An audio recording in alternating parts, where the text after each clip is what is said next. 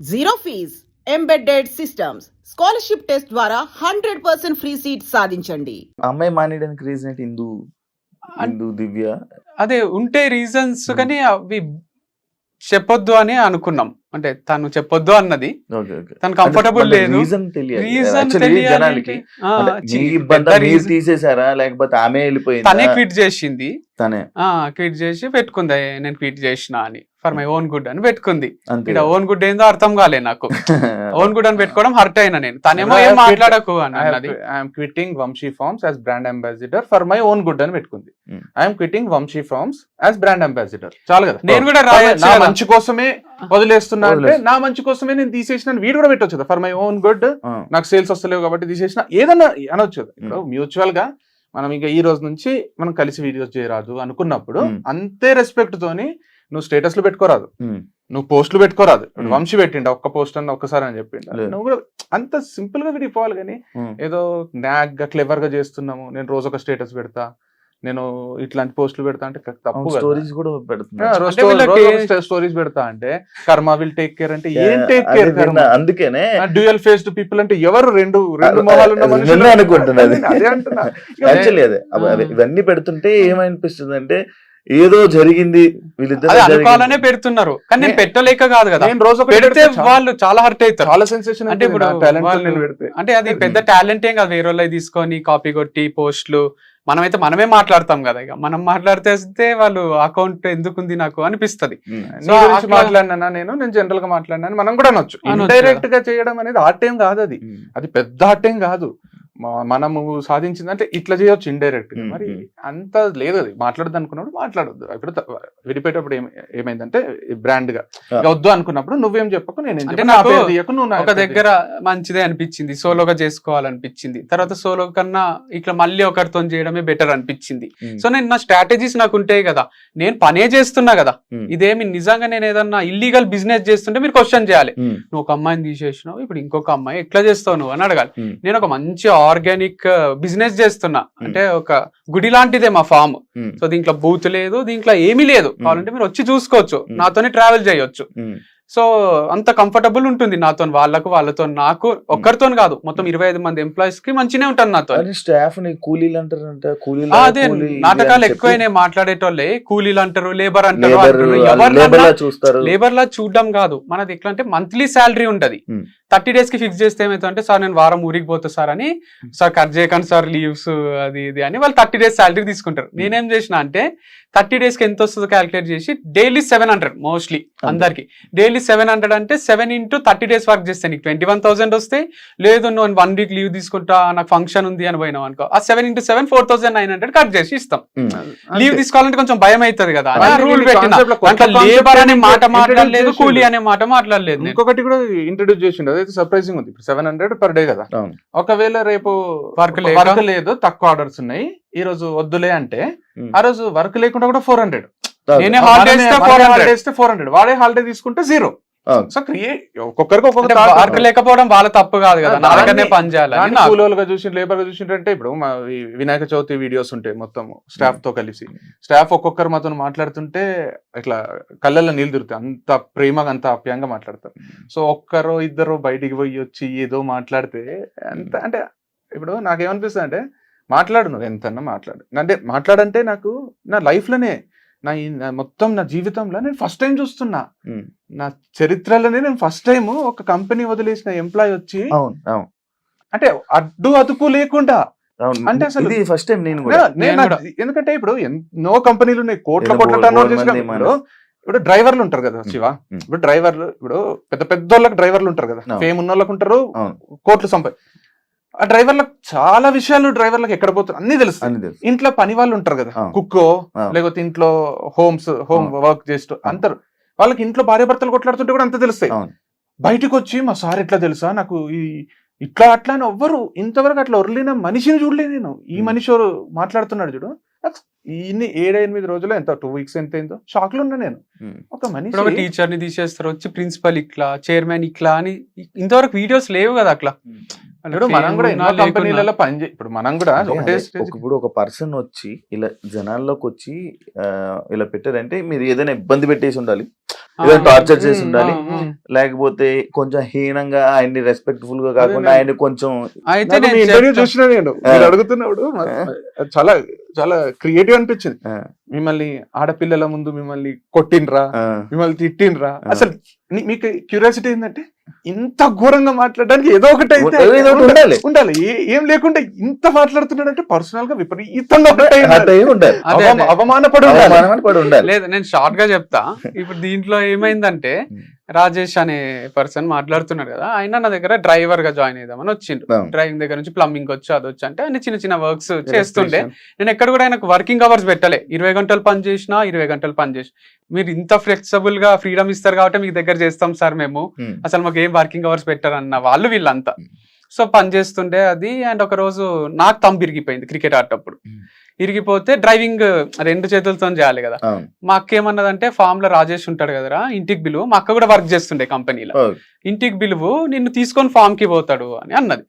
అంటే ఇక డ్రైవర్ గా పెట్టుకున్నా అని అంత చీప్ గా చూడలేను, ఇక రా తీసుకపో అని ఇక ఒక చేతితో నడుపుకుంటా పోతలే. అంటే ఆయనకు 30,000, వాళ్ళ అమ్మ నాన్నకు 30,000, 60,000, వాళ్ళకి రెంట్ ఫ్రీ, అన్ని ఇంత ఇస్తున్నావు కదా, కొంచెం యూజ్ చేసుకోవచ్చు కదా, వాడుకోవచ్చు కదా అన్నట్టు అన్నది. అంటే ఏమనకు నువ్వు రాజేష్ ని, నువ్వు ఒకవేళ రాజేష్ పైన ఉండొచ్చు కానీ నా ఎంప్లాయీస్ ఏమన్నా అంటే నిన్నే తీసేస్తా. రాజేష్ ని దీపిక అని ఉంటుండే ఇంకొక ఆమె హెచ్ఆర్, ఇద్దరిని ఏం అనరాదు, నువ్వు ఏమన్నా అనాల్సి వస్తే నాకు చెప్తే నేనంట. మీరంతా సేమ్ లెవెలే, నువ్వేదో పైనున్నా అని నువ్వు అట్లా చేయరాదు. రాజేష్ దీపిక అందరూ ఒకటే. అది ఎందుకు వచ్చిందంటే మా రిలేటివ్స్ లో దాంట్లో డ్రైవర్ ని కింద కూర్చో, వానికి ఆ ప్లేట్ లో పెట్టి సర్ది కూరలు వేయడము, ఇవన్నీ చూసి చూసి నాకు అట్లా ట్రీట్ చేయరాదు. వాళ్ళని ప్రేమగా ట్రీట్ చేస్తే మనతోనే ఉంటారు. అందుకే రాజేష్ కూడా చెప్తాడు, స్టార్ బక్స్ పోతే కూడా మా సార్ ఆయనతోనే పిలుచుకపోతాడు. స్టార్ బక్స్ అంటే మస్తు అవుతుంది ఆ బిల్లు. అట్లా రెస్టారెంట్లు అన్ని తిప్పి నా ఇంట్లో తిన్నాడు, అంతా అయింది. వాళ్ళ ఇంట్లో నేను 1-2 సార్లు తిన్నా, ఇంత డౌన్ టు అర్తున్నారు ఏం సార్ అని మస్తు పొగిడిండు. సో అదంతా జరిగింది, అంత ప్రేమగా చూసుకుంటుంటే. ఒకరోజు వాళ్ళ ఇంట్లో తిన్నప్పుడు నెయ్యి తీసుకొని వచ్చేసిండు. అది మన నెయ్యే, అవును, అది లోపల ఎందుకుంది అనేది నాకు అనిపించింది. అప్పుడే అడగలేకపోయినా మాట. 1 కిలో 4,000 ఉంటది, నెయ్యి తీసుకొని వేస్తానే మీకు షాకింగ్ అనిపించింది. అంటే నేను ఏది చేస్తా సార్ అని లోపల నుంచి తీసుకొచ్చి వంట రూమ్ నుంచి వేసిండు. సరే ఊరుకున్నా, తర్వాత అడుగుదాంలే ఎప్పుడన్నా అని. తర్వాత ఇంకో రోజు ఏమైందంటే లాస్యా అనే యాంకర్ తనకు 5% డిస్కౌంట్ ఇచ్చిన హనీ మీద. ఇంటర్వ్యూ తర్వాత, ఇంటర్వ్యూ అయితేనే తీసుకుంటే ఐటమ్ ఇచ్చిన. ఆమె మళ్ళీ 6 హనీ కావాలని వచ్చింది, 6 బాటిల్స్. వీడు 10% ఇచ్చిండు డిస్కౌంట్. నేను పోయి అడిగిన, మీరు ఇచ్చిండ్రు కదా సార్ 10 అనుకొని ఇచ్చేసిన అన్నాడు. సరే ఒక మిస్టేక్ అయిందేమో, నన్ను చూసి ఇన్స్పైర్ అయ్యి ఇచ్చిండేమో పోనీ అనుకున్నా. తర్వాత నాకు డౌట్ వచ్చి వేరే స్టోర్ల ఎంప్లాయీస్ ని కనుక్కున్నా, మీరు డిస్కౌంట్లు ఇస్తారా అంటే, రాజేష్ అన్నకు అడిగి ఇస్తాము, ఎక్కువ బిల్లు చేసిన వాళ్ళకి ఇస్తాం, 10,000, 5,000 ఇట్లా చేసిన వాళ్ళకు 10-15 ఎంత చెప్తా అంత ఇస్తాం. ఇది నేను ఎప్పుడు చెప్పలేదు. నేను ఎప్పుడైనా ఆఫర్ పెట్టినా 2 days 3 days కి ఆఫర్ పెడతా, అంతేగాని ఎప్పుడన్నా మంచి కస్టమర్స్ వస్తే డిస్కౌంట్ ఇవ్వండి అని చెప్పలే. ఈయన వాళ్ళతోని మంచి రిలేషన్ మెయింటైన్ చేద్దామని ఇచ్చిండా, మరి ఎందుకు ఇచ్చిండో అన్ని డిస్కౌంట్స్ ఇచ్చినాము అని వాళ్ళు చెప్పిండ్రు. అండ్ ఫుడ్ పెడితే మా సార్ అనుమానించిండు, ఫుడ్ పెడితే అనుమానించిండు అంటున్నాడు. మనోహర్ అన్న అక్కడ పని చేస్తాడు, ఆయన నాకు ఏం చెప్పిండంటే ఫోన్ కాల్లో, వాళ్ళ రాజేష్ వాళ్ళ అమ్మ బలవంతంగా ఫుడ్ పెడుతుంది సార్, నాకు వాళ్ళ ఇంట్లో ఫుడ్ తినాలంటే భయం అవుతుంది, అందుకే నాకు ఆఫ్టర్నూన్ షిఫ్ట్ అయ్యండి, మార్నింగ్ షిఫ్ట్ భయం అవుతుంది, నాకు మార్నింగ్ షిఫ్ట్ వేస్తే లంచ్ చేయాల్సి వస్తుంది, ఆకలి ఎంత తిను అంటారు. ఆ రికార్డింగ్స్ అన్ని ఉన్నాయి నా దగ్గర. అండ్ వాళ్ళ ఫోన్ రికార్డింగ్స్ ఉన్నాయి. కంపెనీల ఫోన్ నంబర్లు ఏం చేసిందంటే, ఒక దగ్గర నాకు అన్నిట్లో ఫోన్ నంబర్లు పెట్టాలి సార్ అని ఆయన ఐడి ప్రూఫ్ తోనే సిమ్ములు తీసుకున్నాడు. నాకు అంత టైం ఉండదు కదా అని తీసుకొని అనుకున్నా. వెబ్సైట్ లో ఆయన నంబరే, 2 స్టోర్స్ లో ఆయన నంబరే. ఆ కాంటాక్ట్స్ అన్ని మెల్లమెల్లగా జమ చేసుకున్నాడు. నేను తర్వాత ఏమైందంటే, ఒక రోజు ఫంక్షన్ చేసినాం.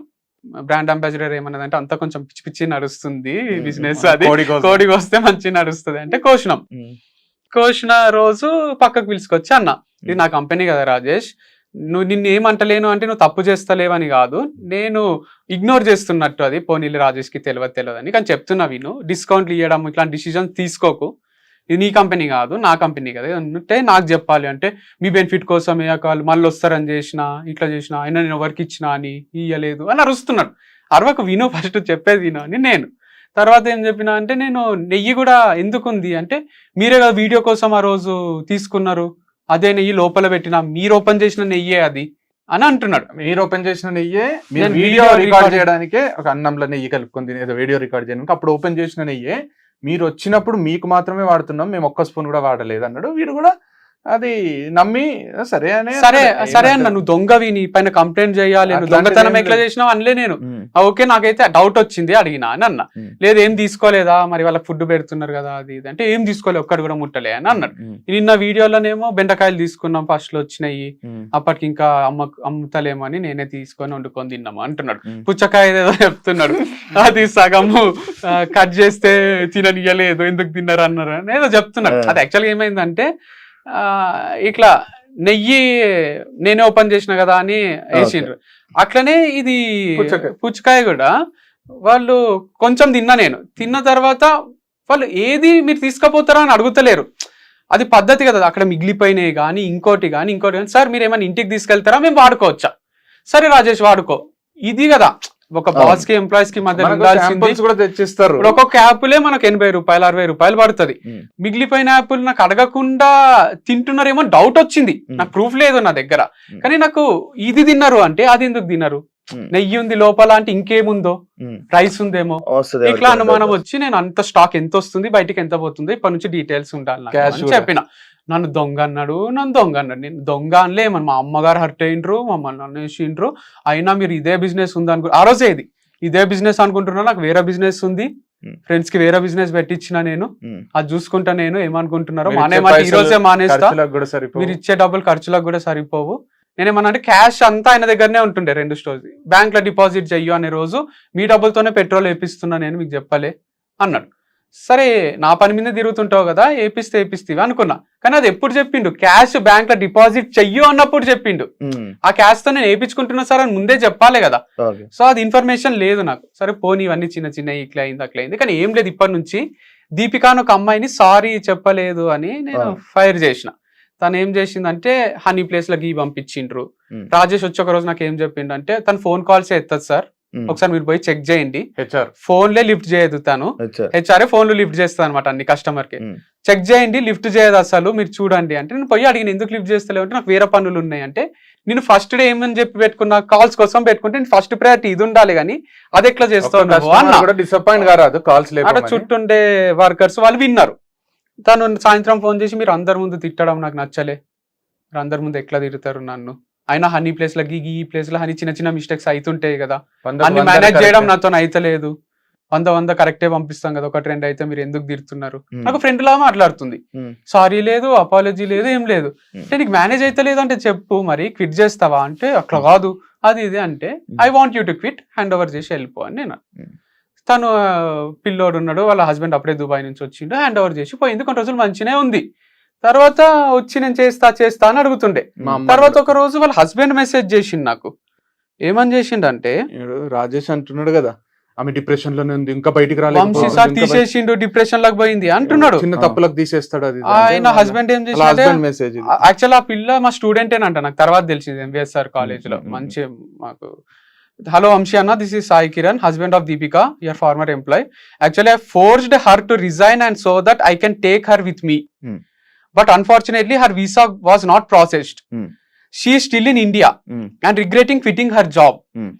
Is there any chance can you take her back if possible? Thanks. అంటే నేను నేనే తీసేసినేమో, కానీ ఆ పిల్లకే హస్బెండ్ పిల్లనో చూసుకోవాలి అనే దాంట్లో సరే నాన్నోడితోనే తీసేపి స్టార్ట్ చేసిండ్రా, మరి వాళ్ళకే క్విట్ చేయాలని ఆలోచన ఉంది, బయటికేమో నేను తీసేసేటట్టు అయిపోయింది. మళ్ళీ రాజేష్ చెప్పడం వల్ల తీసేసిండు. మళ్ళీ రాజేష్ ఫోన్ ఎత్తుతలేదు చూడండి సార్, ఆమె సరిగ్గా పని చేయడం లేదు, పాజిటివ్ ఇంప్రెషన్ ఉన్న రాజేషే చెప్పి తీసేపిచ్చి ఇప్పుడు ఇంటర్వ్యూకి వచ్చి ఎంప్లాయీస్ ని తీసేస్తాడు వీళ్ళని తీసేస్తాడు అంటే అది చాలా షాకింగ్ గా.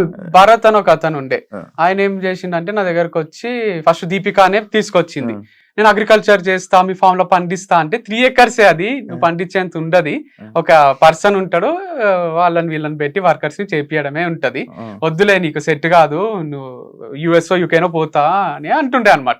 వద్దని చెప్పిన అయితే ఒక రోజు బలవంతంగా వచ్చి ఉన్నాడు, సార్ వచ్చింది సార్ పాపం సార్ ఛాన్స్ ఇద్దాం సార్ అది సార్ ఇది సార్ అని. దీపిక అంటే సరిగా పెట్టుకోండి అని అన్న.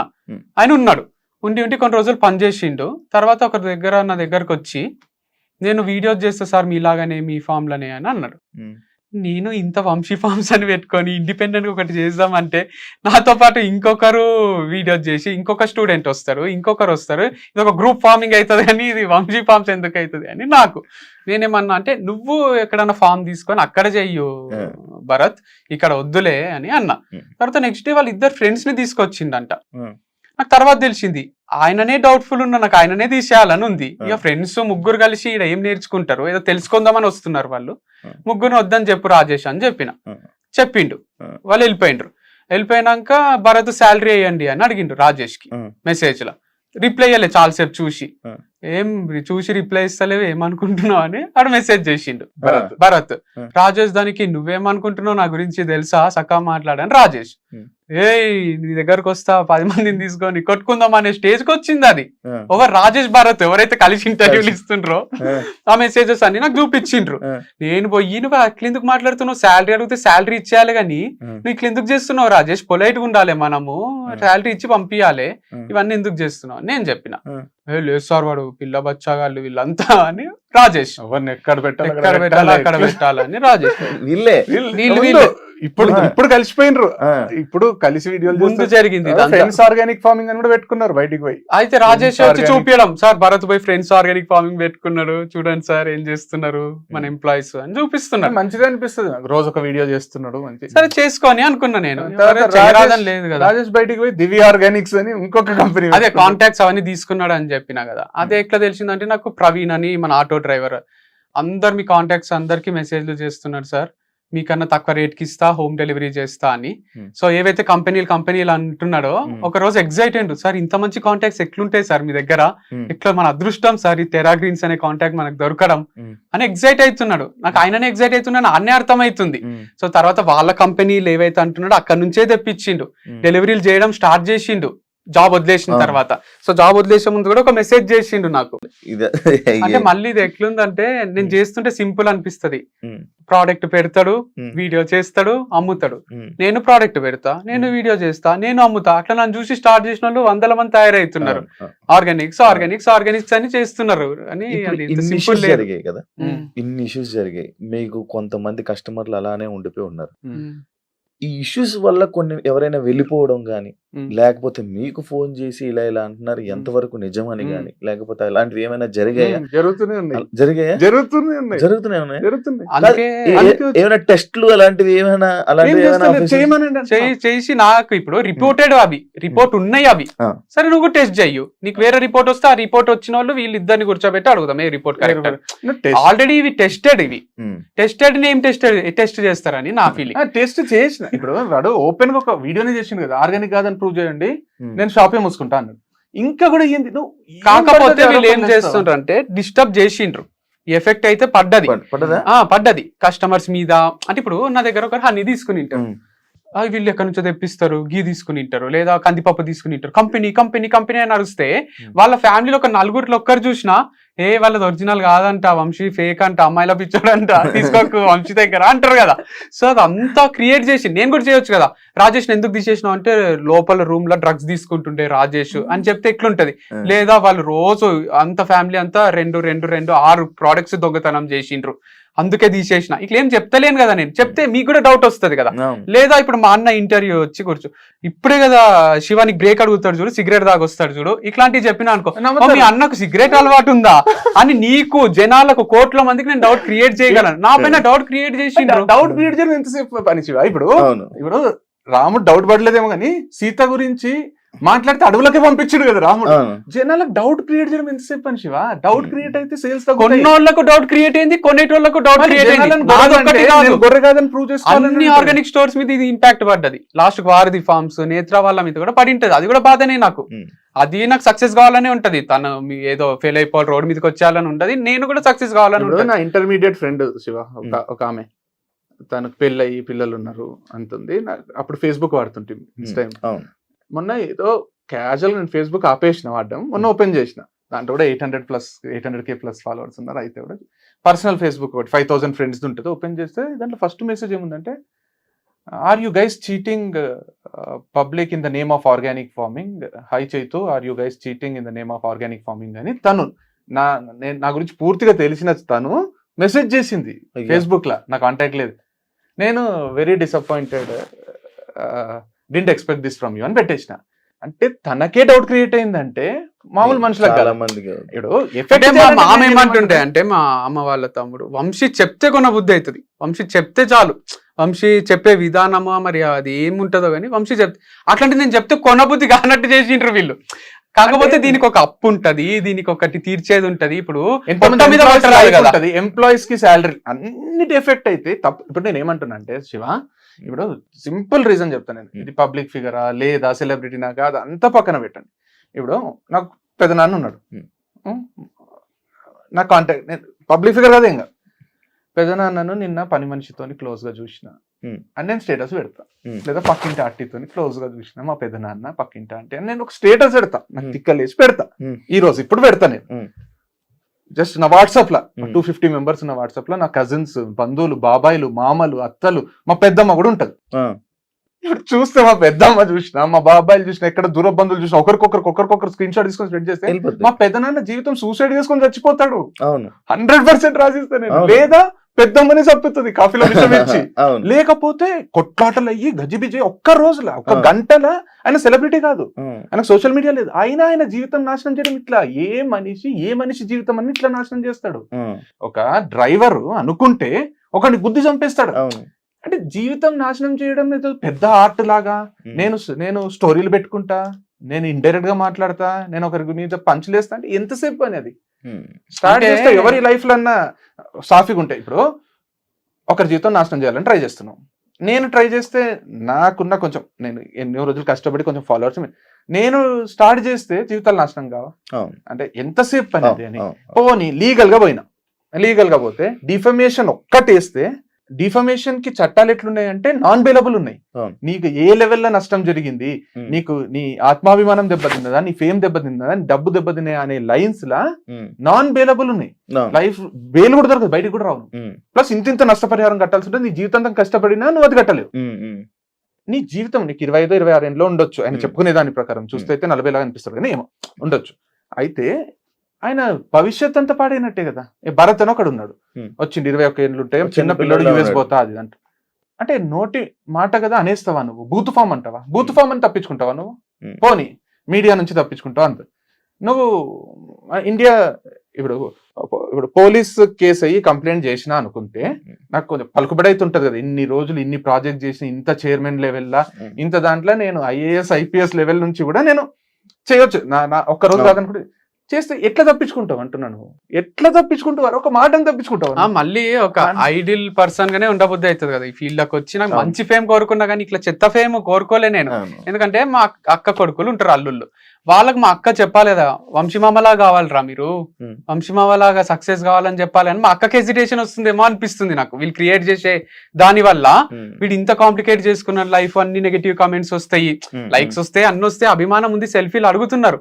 కానీ అది ఎంతవరకు రైట్? నా పైన ఒక అలిగేషన్ వేసి, బ్లాక్ మార్క్ వేసి, అది ఎవరు వేసిండ్రో వాళ్ళే తీసేయాలి కదా.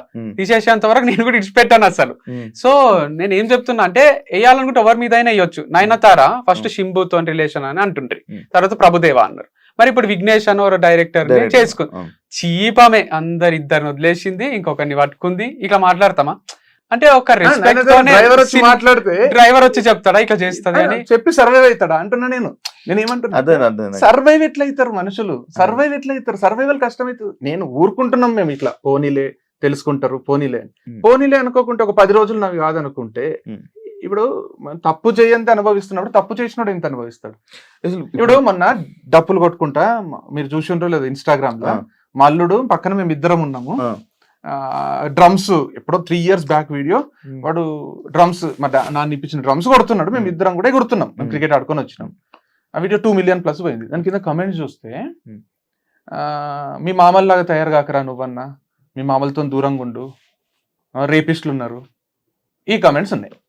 ఇప్పుడు నేనేమంటున్నా అంటే, వాళ్ళ టీచర్లు అన్నీ, నేను ఒకసారి వాళ్ళ టీచర్స్ డేకి ఎప్పుడో పోతే నాకు సాల్వా కప్పి నాకు అభిమానంగా మీరు రావడమే గొప్ప అని అందరు టీచర్లు కలిసి ఫోటో దిగి ఏదో చేసేసిండ్రు గుంటూరులో.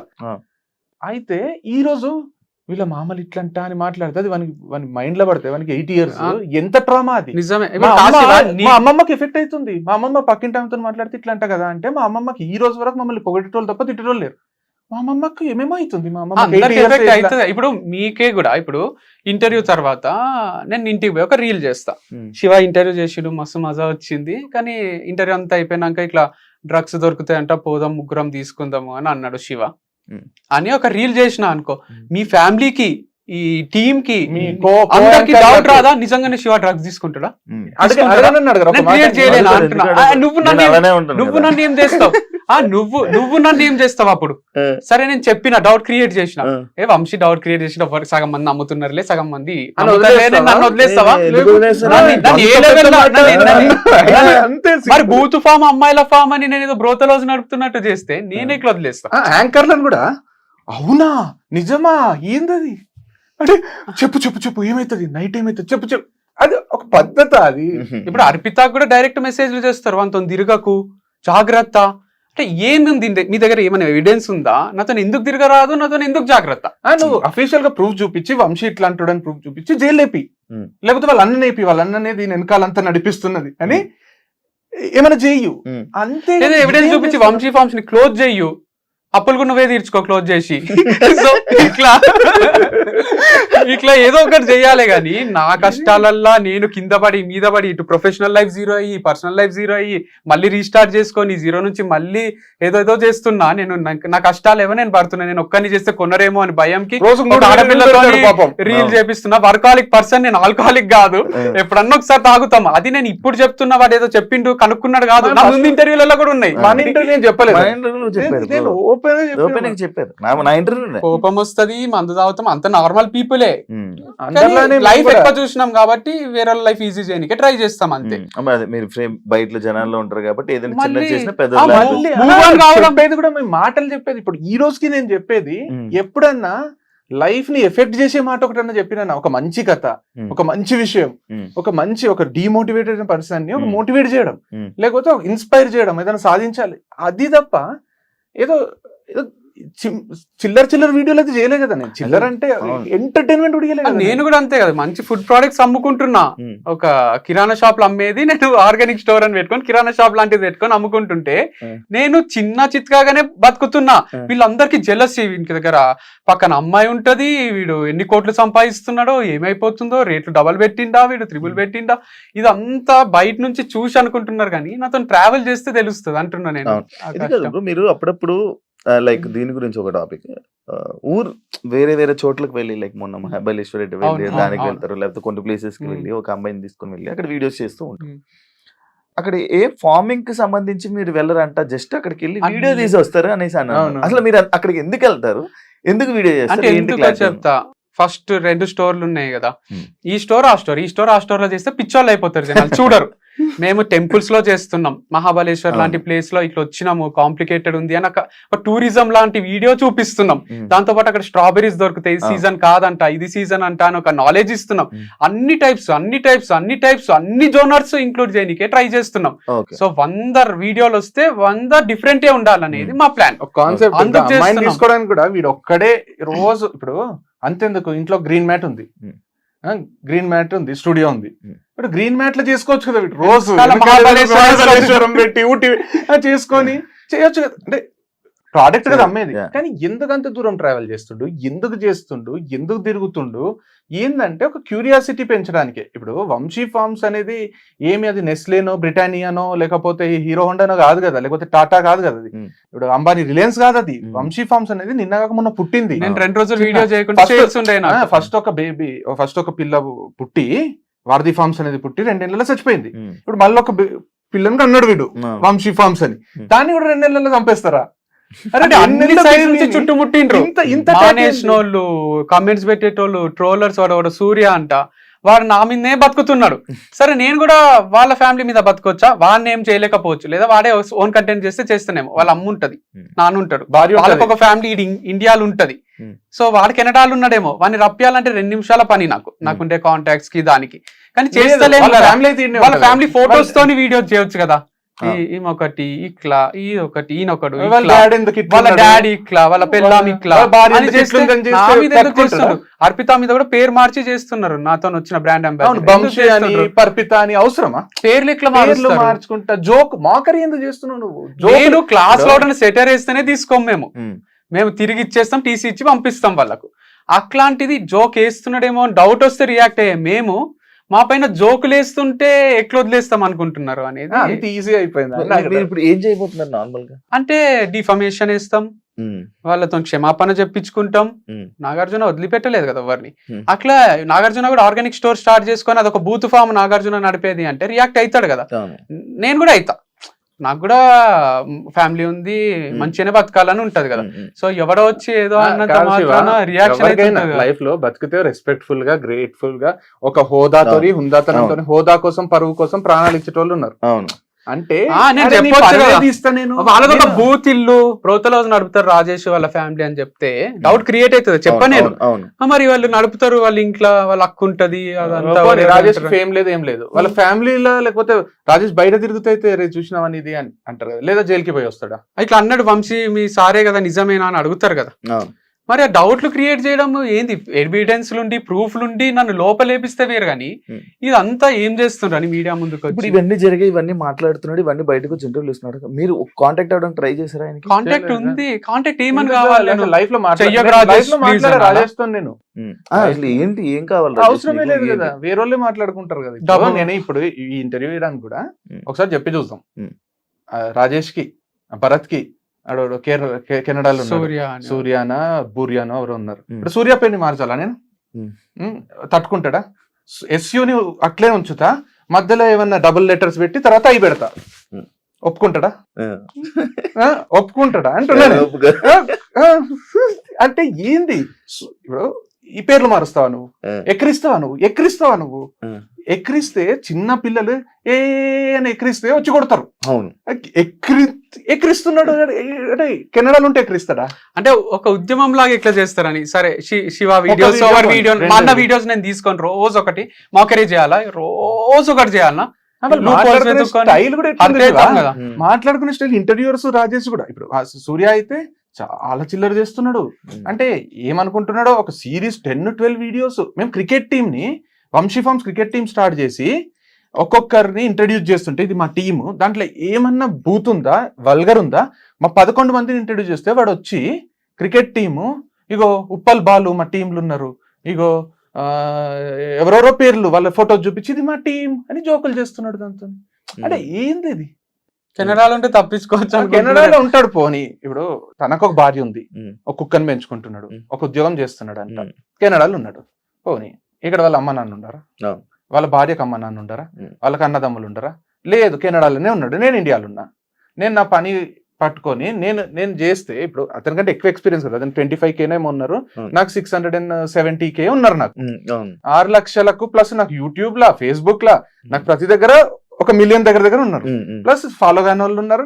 నా గురించి తెలుసు నేను ఏం చేస్తాను, నా సబ్జెక్ట్, నా ఇన్కమ్, నా పలుకుబడి అంటే ఎవరినైనా ఒక 1 డేలో రీచ్ అయ్యేంత అవుతుంది. అవసరం పడలే అంతే. నాకు ఈ రోజు వరకు నేను మంచిగా ఉన్నా కాబట్టి అవసరం పడలే.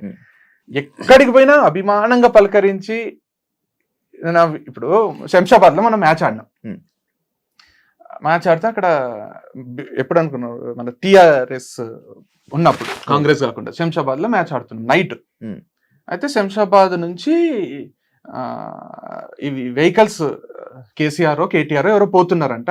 అక్కడ రోడ్ రిపేర్ ఉంటే రోడ్లనే పార్క్ చేసుకున్నాం. ఎన్ని వెహికల్స్ అంటే 22 మంది కదా, మేము 11 మంది, వాళ్ళు 11, ఒక 7-8 వెహికల్స్ రోడ్ మీద పెట్టి పోలీసు వాళ్ళు వచ్చిండ్రు. ఎంతమంది? ఒక 7-8 మంది వచ్చి ఫస్ట్ ఆ వెహికల్స్ తీయాలి. ఇక్కడ నుంచి మ్యాచ్ స్టార్ట్ అయింది అప్పుడే, నైట్ మ్యాచ్. ఫస్ట్ ఎవరెవరు వెహికల్స్ తీయాలి, అది 1/2 కిలోమీటర్ పైన ఉంది. మేము ప్యాడ్లు వేసుకున్నాం, మాకు కిట్లు ఉంటాయి. ఫస్ట్ వెహికల్స్ తీసి ఆడ 1 కిలోమీటర్ అవతల పార్క్ చేయాలి.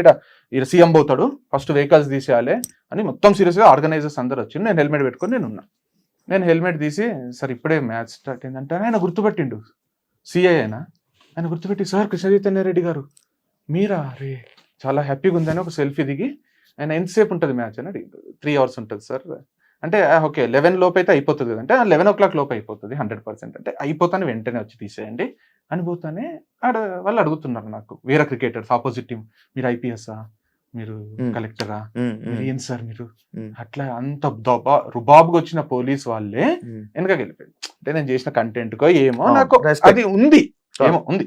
ఇప్పుడు ఒకరు వచ్చి ఇష్టం వచ్చినట్టు అంటే ఇది మా అమ్మ నాన్నకు కూడా గర్వంగా ఉండదు కదా. అవును. ఇప్పుడు నేను ఏం చేయలే, ఒక పిల్లని లవ్ చేసినా, పెళ్లి చేసుకున్నా, తను నన్ను ప్రేమించింది, నేను తనని ప్రేమించిన, మ్యూచువల్ గా డివర్స్ తీసుకుంటే నువ్వు అమ్మాయిని మోసం చేసేసినావు,